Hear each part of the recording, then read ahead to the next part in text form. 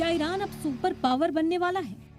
ये सवाल इसलिए कि ये खबर ये आ रही है कि ईरान न्यूक्लियर वेपन्स बनाने के करीब पहुंच गया है।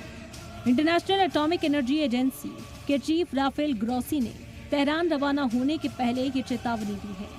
जराये के मुताबिक अपने तेहरान दौरे के दौरान यूनाइटेड नेशंस मॉनिटरिंग बॉडी के चीफ ग्रोसी ईरानी सरकार के अफसरान के साथ उसके सीक्रेट न्यूक्लियर प्रोग्राम में हाल के इवेंट्स पर बातचीत करेंगे। ईरान की न्यूक्लियर एम्बिशंस के बारे में बोलते हुए ग्रोसी ने फ्रांसीसी अखबार ले मोंडे से कहा कि ईरान एटॉमिक बॉम्ब बनाने से बहुत दूर नहीं है।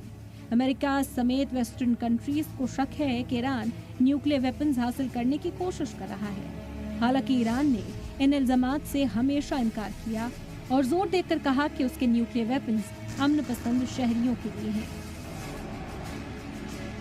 वाज़े हो कि international atomic energy agency UN की एक ऑटोनॉमस इंस्टीट्यूशन है जिसे 2015 में न्यूक्लियर एग्रीमेंट की तालीम की निगरानी का काम सौंपा गया था।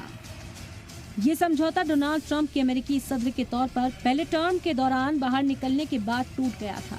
ट्रंप ने उस वक्त इसे बुरा सौदा कहा था। ब्यूरो रिपोर्ट, सलाम टीवी।